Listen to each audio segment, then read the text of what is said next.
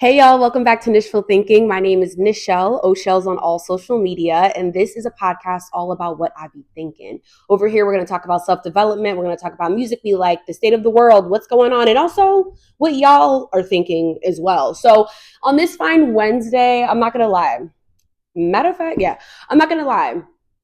I was at a sturdy 6. I feel like this weekend I didn't do wise things. I didn't make wise decisions and choices with my time currency. And so yeah, but you know what? I'm present. I'm here. I told myself I'm going to show up and I'm going to do what I said I was going to do before the next week enters. And so that is what I'm doing. So yeah, that's how I'm starting off this day. I'm starting my day pretty late in the day. That's how I'm thinking about it. I saw a post and the girl was basically like, "Oh, like I am not a 4:30 shorty. Like I'm not getting up and pumping iron and doing the coffee and the matchas and this and that all before 8 o'clock. Like I'm not doing that." And I think it talks that kind of pulls me back into something that I've spoken about before on socials, where it's like your routine is customized. Like you have to customize your routine, and but you also have to stick to it, right? And so some of us aren't naturally going to move our bodies and be like da da da da da. Like for me personally, I like having a slow morning, but I also like taste testing, working out in the mornings, and kind of starting my day off with executing something like that. But baseline, Nichelle, I want a slow morning. You know what I mean? I want an easeful slow morning. If I am moving my body, it's a walk. I'm going to the trail, I'm meeting up with my friend, or I'm just gonna be like breathing. I don't know. Maybe I'm scrolling. Like my morning is just like Joe, and that's what I prefer. But that doesn't then mean that I don't execute on things that would make me a happy and whole human being. So yeah, just figuring out what that routine looks like, and then also having the discipline to stick to it is what I'm on right now. So yeah, I say all that to say, hi, I'm here. I'm super happy to be here, and I hope you are too. I'm happy you're here.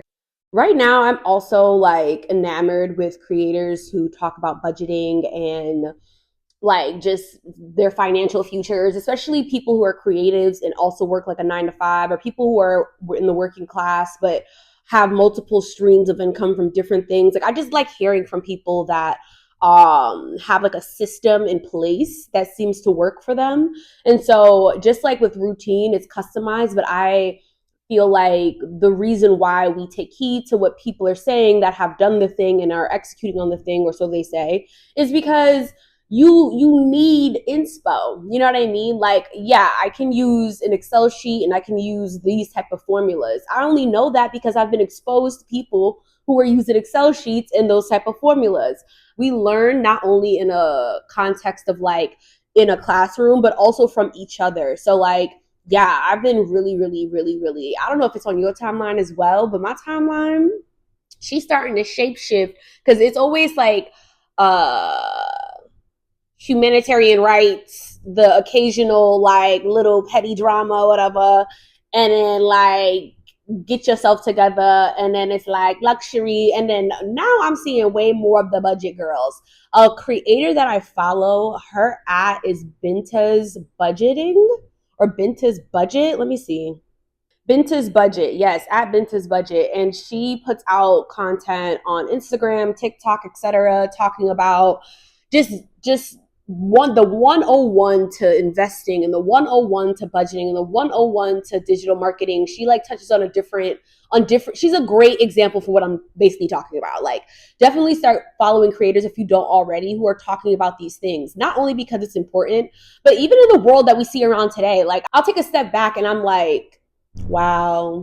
As the world around us continues to move, we need to continue to sharpen our skills. So just even being exposed to people that are pushing out really good information and strategy to help you financially, help you mentally, help you, like, this is good things to be around. Follow Ohshells. A random video might pop out and it'd be a bunch of sunshine. You might need that, and so definitely been thinking about ways to integrate what is good for me throughout the things that I enjoy to do in my leisure time. I'm hearing this term, like stacking. I don't know what the full thing is, but people stacking, kind of like walking on the treadmill while reading a book, like stack it. I'm not reading a book on a treadmill, but that's a great example for someone who's like, Maybe I can walk and read. Oh, okay, two birds with one stone, like that whole thing. So yeah, just diversify what you are allowing to come into your mind, okay, and make sure that you're being observant over the creators and people that you're supporting and following, because baby, you're being programmed at every second of every day. I think about that often as well. Like I willfully program myself with all types of stuff, and then I also don't willfully program myself with any of it. And it then brings me to a topic that someone brought up where it's like, do we ever make our own decisions? I'm like, do we ever make our own? If you're watching me on YouTube right now, I am checking to make sure that my food order comes at a reasonable time and I don't miss any of it. Oh, we got a new driver. That's fine. Okay, cool. So, yeah, it just made me think about that, where it's like, do you make any of your own decisions? Like, actually, because the people that came before you, the people that are still existing here, the powers that created or mapped out the what we call the world today, right? These things have been mapped out and like created. They do prime you to begin choosing different types of things. Like we went from an internal understanding that sky's the limit, we have an infinite amount of opportunities and options at our fingertips, but due to the way that the world has been mapped out and the constructs that have been created, you're now combated with predispositioned like wiring, things that we call fate, things that are fated, if you will, right? Things that are like already in motion for you. There's people who are born in a family where you already were going to go to college. You know, that was like built into the map that you were participating in. So it's not like, oh, I'm making this decision off my own like thoughts in a vacuum. Like it's never in a vacuum. But that leads me to think like, okay, so how far does it go, and where does my decision making actually start? These are the things that I spend time thinking about sometimes. This is something that was on my mind. I'm like, where does my is this is a you thing, and then what is my, well, this is a collective, like this was mapped out before me, I'm just able to observe it now, you know. I often think about when I'm walking through life and I'm thinking about life in general, I often have this image in my head that we've all probably seen before, but it was the loudest when I was going through my labor relations courses in college, where there were a bunch of people like walking in a line and it's like grayed out. It's that image of like, then it's like two or one person who's like veering off on a different path. You know what I mean? It's like, how many times in my life have I been the person to veer off in a different path where it made all the sense in the world to keep going straight, but for some reason it was planted into my vision to see a fork in the road? You know, it was a part of the plan all along to, you know, go this corporate route, but like what, when did the fork in the road appear, and then I go, oh wait, I have these options? You know, when you're exposed to new things, when you're like inspired by things that you didn't know existed before, that then leads me to another thought, where people talk about when you travel more, your mind expands, your worldview expands, your concept of what's normal versus not normal expands. You get to see the map from different vantage points, and depending on how you're wired, it will then kind of build on top of what you've already perceived. And then how does that then rewrite what you're primed to decide or choose? Like all of these things, like our experiences quite literally make up our choices. But then there's also like the external factor of it, the world being like, right now we are mapping out the world for people that'll be born in the year 3000, like that sort of thing. Like we're mapping it out. What's happening today and how you choose to do something or not do something is a ripple effect that will quite literally help map out what the future even means. Someone stated that the future is quite literally the time before and or no, the time after something is said, written, done. That's the future. The future is always happening because the right now is always happening. What? And the past is just the time before something was written, said, or done. Is that the definition? You know, I love a good definition, child. Let me see. First of all, where did this train of thought even start? What were you talking about, Nichelle? Let's think.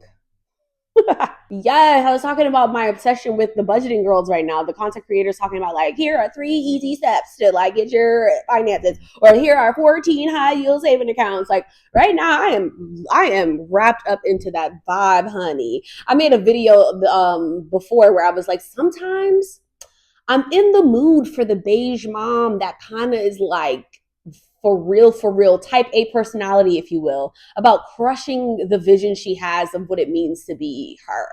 Like the shorty that is like making chia seed pudding and like everything is beige. But because she cares about her kids, like she has like toys for them that are still like earthy, but like they're vibrant at the same time. And so, yeah, like, I don't know. There's a time and place for everything, but that's just the vibe that I've been in. Like, the girlies that are breaking down complex, concepts, things that were supposed to trick those who just don't know the language, and like making it make sense. I love that. Shout out to Bintz's Budget. Bintz's Budget. Definitely go and follow her because you will learn something. Okay, what else was I thinking about? I'm going to end off with this. Don't give yourself even more to look back on and wish you did differently. Now is the time. This is the look back period. Give yourself something to smile at. This is quite literally I should have just, this is the time right now that you would be looking back on. So, like, make sure that the picture that you paint for your future self, the video, the movie that you're giving yourself to, the ability to watch back is something that you'll smile at. I know 81-year-old Nichelle is going to look at this video and be like, look at her. Oh, she was so young and bright and bushy eyed. Hey, muffin. Like, we have a relationship. So yeah, form that form that relationship with yourself and quite literally give yourself something like to smile at. The people right now creating a movie are in the trenches. They're in the journey of creating that movie. And the way that they're going to be smiling from the inside out, looking back at the finished product, thinking to themselves, wow, if we would have just stayed in that, oh, we're writing the script, we're just still writing the script, we're just writing the script, no, we're just, and didn't really bring all the pieces together to say, you know what, I'm gonna birth this thing and give myself something to like smile at. You're putting the reps in now. Put the reps in life with some chutzpah and with some promise that, you know what I mean, you're doing exactly what you're supposed to be doing. Have enjoyment, have fun, find those moments and create those moments. You have the ability to. But let's not act like there aren't external factors. There are external factors. And it's important to be aware of those things, but don't allow those things to trick you into going down a path when this entire season you've been seeing this fork in the road. When the fork in the road appears, you know what I mean? You could always snap back into the norm or the matrix of things. But when you start experiencing things outside of yourself, and when you start seeking new things, and you start when you start having more experiences to build off of, yeah, that's quite literally what life is all about. Collect experiences like infinity stones and quite literally be mindful and observant of what it is that you're rippling out or what it is that you're not rippling. We need everyone to ripple and to ripple well. Okay. I'm gonna watch this video back and I pray for everything I love. Editing, Michelle, don't even edit too much of this. Like, don't, just let it flow. Just let it flow. This is a nice, tight, neat one. Think about your relationships, think about your hobbies, think about the education that you're proactively going after, your health and your wealth. Those are the things that we want to be mindful of. If you needed an overarching topic to start with, for some reason, education and hobbies are two things that are like screaming. Health is always important. Health leads to all of these things being even possible. But while you're in those in between seasons of crushing it and going after it and or sustaining yourself and trying your best to exist, your education and the hobbies that you're in right now, those are two things that I'm gonna want you to like dig in on. Okay. Okay. Learning is power. Education is power. Understanding, comprehension, practicing, and putting the reps into your critical thinking, that is extremely important. And your hobbies, what is it that you do? What are the additional things and experiences that you're seeking out to help build up who you are as an individual, as a person? You know what I mean? These are things that are quite literally a proactive and can also be a reactive practice. But we're talking about the proactivity of it all. You know what I mean? What reps are you putting in and to what things? I have some reps that I'm putting into vices that I have no business putting those reps into. And that's just me being honest. right? But I'm also putting in reps to things that are tied. They're tied to the vision. I'm gonna actually end on this. I'm like, let me end with this. No, I'm gonna actually end on this. As you know, if you did not miss last episode, then you know we have 2 other segments coming up. But what I will say is that I talked about a story that a previous vice president gave to me and the team that he was overseeing. And it essentially was about a rowing team who dedicated the whole season of crew, right? It's like rowing is like crew, dedicated the whole crew season to making sure that they did nothing outside of what was going to make their boat go faster. If you're someone that's in rowing or in crew, you understand the premise is to win the race, right? And historically, time and time again, they were not able to win this race. I mean, year over year, these people were coming in last, and something switched where in that season, they were dedicated to not doing anything that was not aligned to the goal of making sure that that boat went faster. So much so that the day of the actual race, they didn't even warm up with the other teams. Why? Because that was not a part of what was going to make the boat go faster. They realized it wasn't X, it was Z. For sake of example, because I don't remember verbatim, let's say the endurance is what needed to be focused on, not necessarily the stamina. Their stamina was fire. So what do? They took the time currency that they had at their fingertips and worked on sharpening their endurance. That's the example I'm giving for this story time. But essentially, all in all, they went on, they won the race. It was like this big monumental moment for the people that give a damn about crew in that whole world, in that whole region. Honey, there are seasons where you are going to need to do things that are only dedicated to making that boat go faster. And whatever it is, if you have things in your life right now that are working as distractors or are working not for the goal, then you are going to need to have deliberate conversations with yourself and with others. You're going to have to be very boundaried.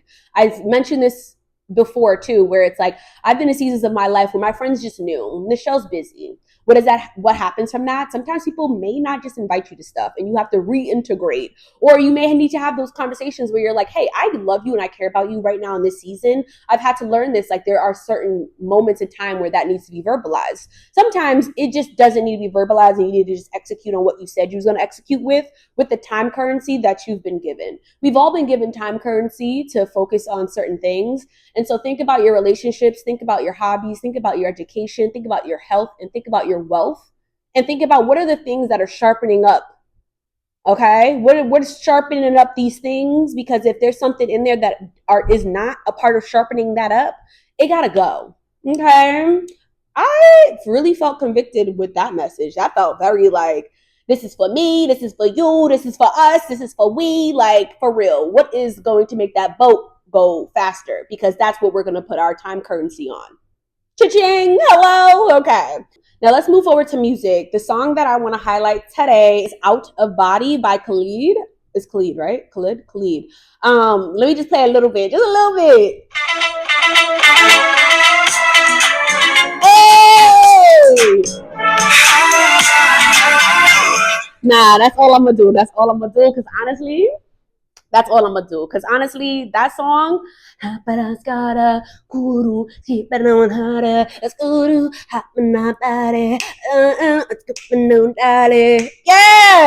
Somebody made a comment that was like, it gives Britney Spears, like early Britney Spears, I'm a slave for you, or those types of. I don't even like saying that title because high key, why did that clear? I'm a slave for you.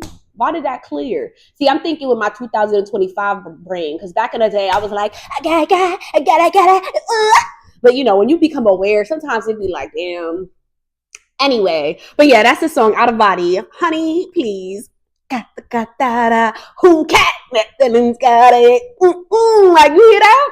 So whatever, that's the song of the week. And then what have y'all been talking about? Girl, y'all been talking about so much, but one thing I do want to highlight that I've seen the girlies talk about, oh my gosh. Hold on, sorry. I just saw something that I need to engage with. The girls are talking about how 300,000 Black women have lost their jobs. Now, I zoomed in on this when I was seeing it across the interwebs, and I'm like, let's get some more information on this. Now, Forbes put out an article that's titled, No Friends in the Pipeline, Why 300,000 Black Women Were Pushed Out of the workforce. And I think the choice of words is very like leading, right? We already know that this writer is going to speak a little bit more about what that push looked like and is not necessarily a pull out of the workforce, if you will. And this was written by Janice Gasm, I believe, Asare.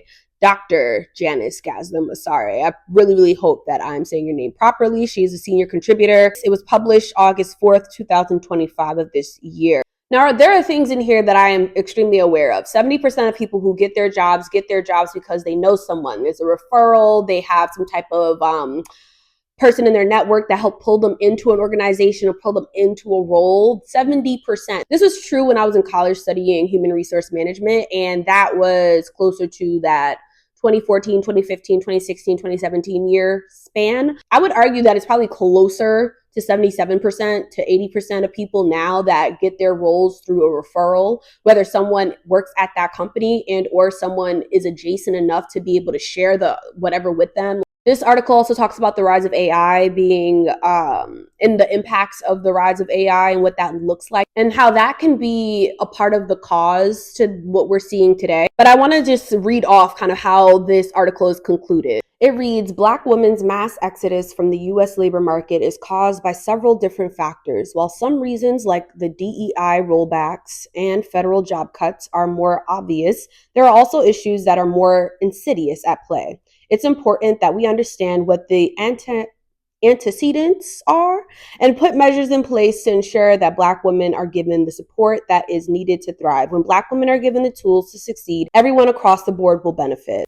I'm editing this back and I'm like, OMG, I didn't get to get my full thoughts about the article out in this episode, but I'll definitely have it in the description box so you can click on the link, read the article for yourself, and yeah.